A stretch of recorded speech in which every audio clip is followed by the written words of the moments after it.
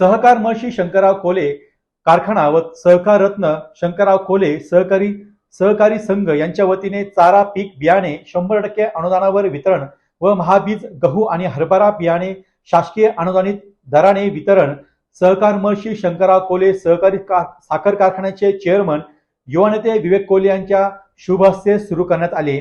यावेळी बोलताना विवेक कोले म्हणाले की चारा पिके 100% अनुदान कारखाना आणि शेतकरी संघाने व शासकीय अनुदान हरभरा बियाणे 25 रुपये आणि गहू बियाणे 16 रुपये प्रति किलो देण्याचा हा उपक्रम शेतकरी हितासाठी राबवला आहे। केंद्राचे 6,000 आणि राज्याचे 6,000 शेतकरी सन्मान निधी मिळतो। माती परीक्षण करून शेतीचे नियोजन करणे आवश्यक आहे। शेतीपूरक जोडधंदा म्हणून दुग्ध व्यवसाय हा 34 रुपये हमी भाव जाहीर असताना 25 ते 27 रुपये भाव मिळून मोडकळीस येऊ नये म्हणून यासाठी पशुधनाचे दुष्काळात चारा नियोजन होण्यासाठी मदत होणार आहे। पाण्याशिवाय शेती उजाड असते, त्यामुळे शेतकऱ्यांवर लक्ष तोच आमचा पक्ष या भावनेने कालवा सल्लागार समितीच्या बैठकीत आपण 2 रब्बी आणि 2 उन्हाळी आवर्तन मागणी केली होती। 2 रब्बीचे आवर्तने मंजूर झाले असून पहिले आवर्तन डिसेंबरच्या पहिल्या आठवड्यात सुरू होऊन दिलासा मिळेल। तसेच पुढे उन्हाळी आवर्तन देखील अधिक मिळावेत यासाठीही आपण आग्रही असल्याचे विवेक कोले म्हणाले आहेत। कार्यक्रम काल नानांचा फोन आला, सुनील भाऊ बोलले की आपण हा कार्यक्रम घेतला पाहिजे। म्हटलं आज तो कार्यक्रम आपण घेऊन टाकू। चांगल्या कामाला त्र्यंबक भाऊ उशीर कशाला करायचा, आणि म्हणून असं एकूण या ठिकाणी गव्हाचा 302 क्विंटल प्रमाणे बियाणं उपलब्ध आहे। प्रति किलो 16 रुपये अनुदान, म्हणजे एका बॅगला जवळपास 600-650 रुपयाचं अनुदान त्या ठिकाणी आहे। हरभरा जवळपास 219 क्विंटल, प्रति किलोला 25 रुपयाचं अनुदान, साधारण 700 रुपये ते 750 रुपये बॅगला त्या ठिकाणी अनुदान आहे। आणि मोफत बियाणं आपण 40 क्विंटल त्या ठिकाणी वाटप या निमित्ताने करत आहोत। आज जर परिस्थिती बघितली तर दुष्काळजन्य परिस्थिती संपूर्ण तालुक्यामध्ये आपल्याकडे झालेली आहे, आणि म्हणून स्वर्गीय शंकररावजी कोल्हे साहेबांच्या मार्गदर्शनाखाली आपण अनेक वर्ष या ठिकाणी कामकाज केलं, आणि ज्या वेळेस अशी परिस्थिती येते उद्योग समूह म्हणून आपण थोडासा पुढाकार त्या ठिकाणी घेत असतो। आणि मुळात पाणी प्रश्नाच्या संदर्भात आपण ज्यावेळेस बसलो त्यावेळेसही आपण सांगितलं की ज्यांचं शेतकऱ्यांवर लक्ष तोच आपला पक्ष, आणि म्हणून आपलं धोरण निश्चित आहे की हा 80% तालुका हा शेतीप्रधान आहे। इथली अर्थव्यवस्था बाजारपेठ ही शेतकऱ्यांवर अवलंबून आहे। स्वर्गीय कोल्हे साहेबांचं जर पुस्तक वाचलं तर निश्चितपणाने लक्षात येतं की शेतकरी केंद्रबिंदू ठेवून संपूर्ण आयुष्य त्यांनी त्या ठिकाणी कामकाज केलं, आणि त्याच्याच अनुषंगाने शेतकऱ्यांचं जीवनमान कसं वाढेल, शेतकऱ्यांचं आयुष्यात आमूलाग्र बदल कसा करता येईल, अशा पद्धतीने आपण त्या ठिकाणी कामकाज करत आलो आणि साहेबांनी केली। आणि म्हणून त्याचाच भाग म्हणून शेतीपूरक जोड व्यवसाय जे करता येतील, डेअरी असेल, गोदावरी दूध संघाचा संस्थापक कोल्हे साहेब राहिले, पोल्ट्री असेल, त्या ठिकाणी फिशरीज असेल, संजीवनी मत्स्य असेल, TDB सारखी संस्था असेल, या सगळ्या संस्थांच्या मार्फत आपण शेतकरी हिताचं काम गेल्या अनेक वर्षांपासून त्या ठिकाणी करतोय, आणि विशेषतः पाण्यावर।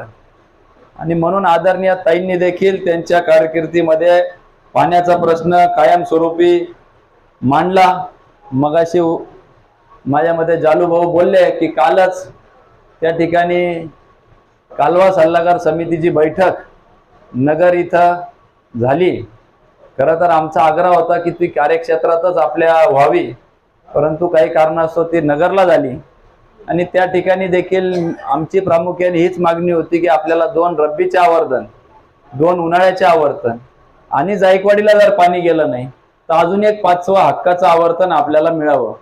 परंतु काल त्या ठिकाणी फक्त 2 रब्बीच्या आवर्तनाचा निर्णय झाला, आणि फेब्रुवारीमध्ये परिस्थिती बघून उन्हाळी आवर्तनाचा निर्णय घेण्यात येईल. परंतु साधारण पाण्याची उपलब्धता आणि सगळं बघता उन्हाळा आवर्तन एकाला तर अडचण येणार नाही, पण अजून एक जर त्यांनी नियोजन केलं तरी ते सुद्धा होऊ शकतं असं निदर्शनास आम्ही त्यांच्या आणून दिलं. खरं तर पाणी असलं तरच शेतकरी जगल. आज निश्चितपणाने आपण चाऱ्याच्या बियाणाचं मोफत वाटप या ठिकाणी केलेलं जरी असलं तरी दुधाचे भाव तात्या कमी झालेले आहे. एकीकडे हमी भाव 34 रुपये म्हणून जाहीर झाला, मंत्री महोदयांनी सत्कार घेतले, परंतु वस्तुस्थिती आज 30 आणि 29 किती आता 27-28 वर प्रत्यक्ष त्या ठिकाणी शेतकऱ्यांना पैसे मिळत आहे. म्हणून ही विषमता कुठंतरी निश्चितपणाने आहे. आज आपण जेव्हा सरकारमध्ये नसतो तर आपल्या प्राप्त परिस्थितीमध्ये आपल्याला जे जे करता येतं ते आपण त्या ठिकाणी करतो आणि म्हणून संस्था म्हणून आपण हा पुढाकार घेतला. आपल्या आधी त्या ठिकाणी तुंबारे साहेबांनी शासनाच्या योजनांची माहिती दिली.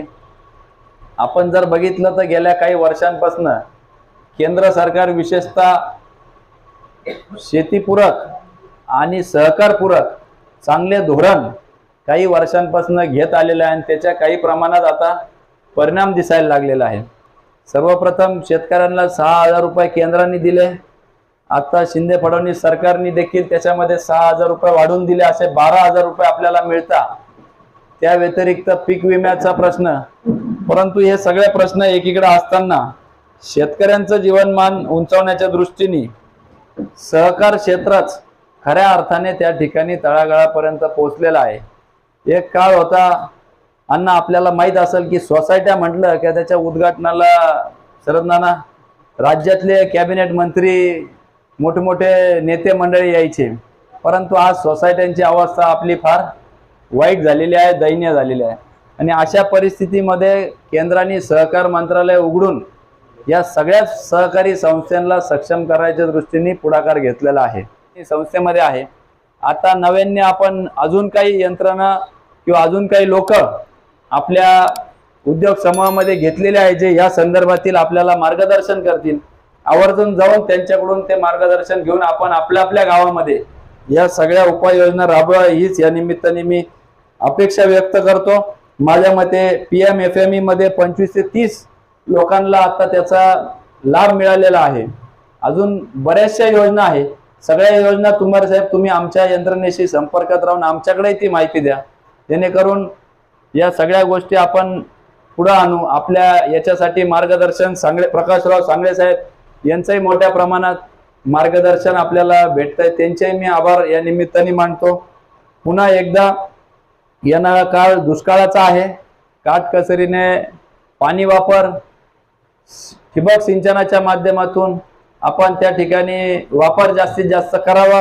चांगले पिकं चांगले वाण घ्यावं आणि उत्कृष्ट पद्धतीची शेती आपण करण्याचा प्रयत्न आपण सगळ्यांनी करावा अशी अपेक्षा मी या निमित्ताने व्यक्त करतो.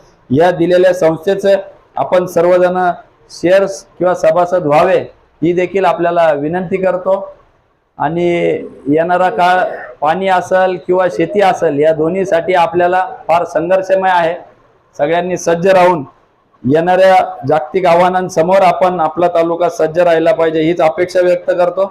पुनश्च एकदा स्तुत्य उपक्रम शेतकरी संघाने घेतला त्याबद्दल चेअरमन, व्हाईस चेअरमन, सर्व संचालक मंडळ यांचं मी खूप खूप आभार व्यक्त करतो. आपल्या सगळ्यांनाही पाडव्या निमित्ताने दीपावली पाडव्या निमित्ताने नवीन व्यापारी वर्षानिमित्ताने शुभेच्छा देतो. येणारं वर्ष सुख समृद्धी आरोग्यदायी आनंदमयी भरभराटीत जावो हीच परमेश्वर चरणी प्रार्थना करतो आणि माझं मनोगत थांबवतो. धन्यवाद. जय हिंद, जय सहकार. डी न्यूज वृत्तवाहिनी सामाजिक, शैक्षणिक, राजकीय, धार्मिक, सहकार, सांस्कृतिक, कृषी या सर्व चालू घडामोडींचा वेध घेणारी वृत्तवाहिनी. डी न्यूज वृत्तवाहिनी, वेध वर्तमानाचा.